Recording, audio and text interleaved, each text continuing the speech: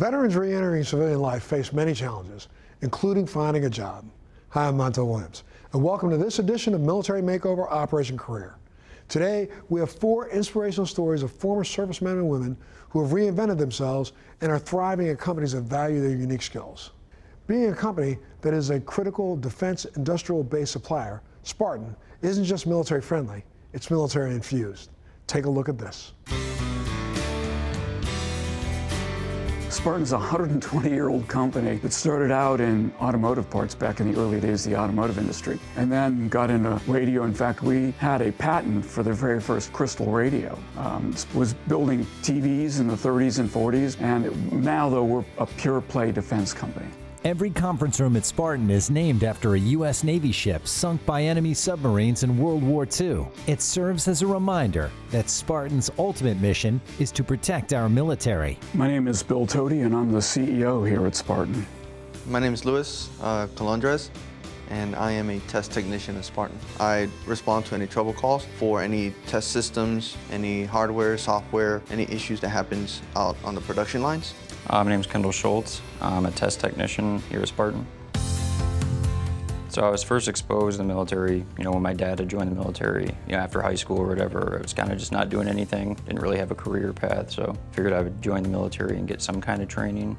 I was in the Navy for 26 years. I was a submarine captain and Commodore and had a great military career. I wanted to join the military because I wanted to fly planes. I wanted to be a pilot and get an education too. So when I joined the Navy, I was working on an aircraft carrier, got to see airplanes every day, different places, got to see different places. I spent 1 year in Oklahoma, 4 years in Germany.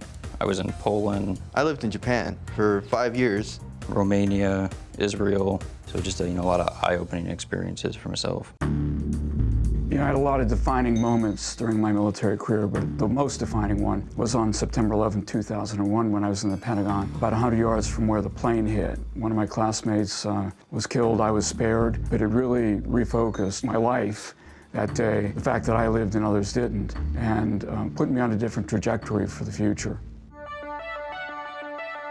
So a sonobuoy, it would act as basically an underwater radar or temperature control device or data acquisition device for submarines or boats. It's dropped from an airplane. It needs to survive a 500 G impact with the ocean. After it survives that impact with the ocean, go down there and detect some of the world's quietest submarines.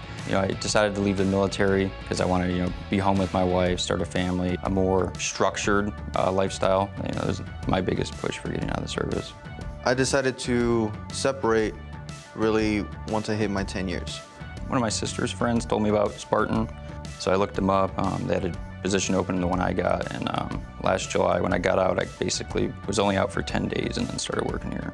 I knew of the product as far as the buoys. I would see them loaded into the helicopters and things of that nature. But outside from that, I had no idea who Sparton was. I think the advantage of a veteran coming to Sparton, being that so many of the senior leaders at Sparton, including myself, are veterans ourselves, we understand what strengths the veteran brings to the job, but we also understand what skills the veteran needs to develop to succeed here. So we don't have unrealistic expectations for that veteran.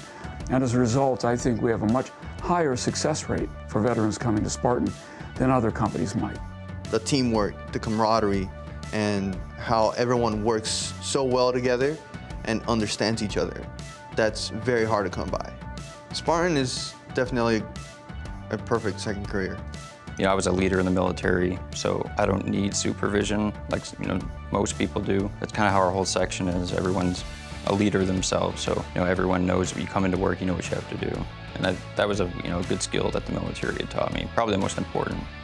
No doubt that we all look upon this job as serving. We're just in a different uniform. I wore the Navy uniform in my last life, and now I wear this. But we're still serving. We're still designing and building things that support our fighting forces.